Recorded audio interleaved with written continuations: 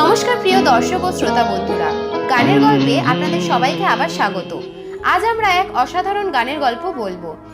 সেই গান যেটি শুনলে মনে হয় যেন হৃদয়ের গভীর থেকে এক অনন্ত বেদনা ফুটে উঠেছে।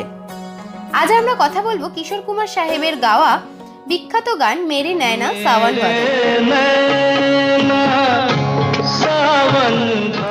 এই গানটি শুধু গান নয়, এটি এক অনুভূতি, এক প্রেমের গল্প।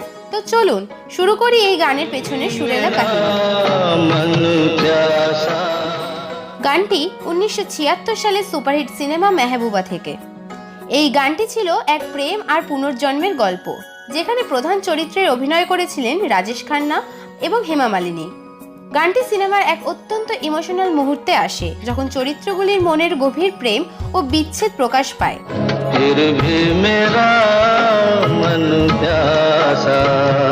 কিন্তু জানেন কি, এই গানটি শুধু সিনেমার অংশ নয়, এর পেছনে এক বাস্তব অনুভূতিরও গল্প আছে।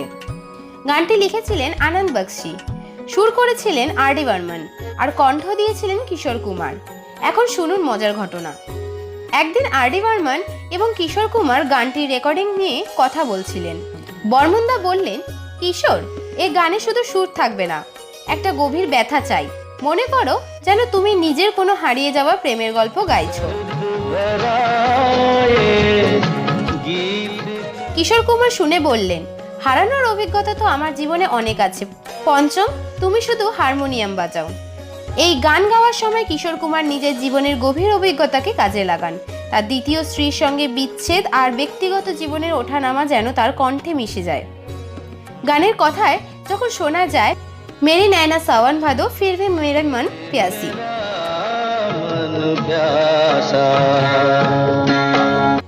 এটা শুধু গান নয়, যেন কিশোর কুমারের মনের কথা। এই লাইনগুলিতে যেন প্রেমের তৃষ্ণা, সেই বেদনা ফুটে ওঠে। এই গানটি মুক্তির পরপরই সুপারহিট হয়। রাজেশ খান্নার অনবদ্য অভিনয় আর কিশোর কুমারের মায়াবী কণ্ঠ গানটিকে মানুষের হৃদয়ে অমর করে দেয়।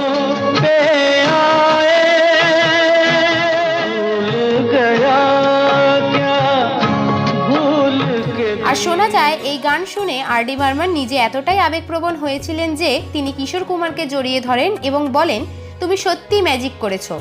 সত্যি কিশোর কুমারের কণ্ঠে যেন ম্যাজিক।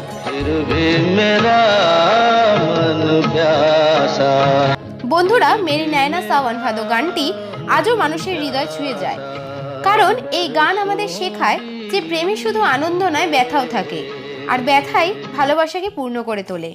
কিশোর কুমার তার কণ্ঠ দিয়ে সেই ব্যথার অনুভূতিকে এমনভাবে প্রকাশ করেছেন যেন আমরা নিজেরাই সেই অনুভূতির অংশ।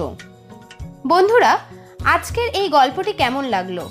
যদি ভালো লেগে থাকে তাহলে অবশ্যই জানাবেন। আর আপনার যদি এই গানের সঙ্গে কোনো স্মৃতি জড়িয়ে থাকে, সেটাও শেয়ার করুন আমাদের কমেন্টে। পরের বার আবার দেখা হবে নতুন এক গানের গল্প নিয়ে। ততদিন ভালো থাকুন, গান শুনুন আর ভালোবাসুন। ধন্যবাদ।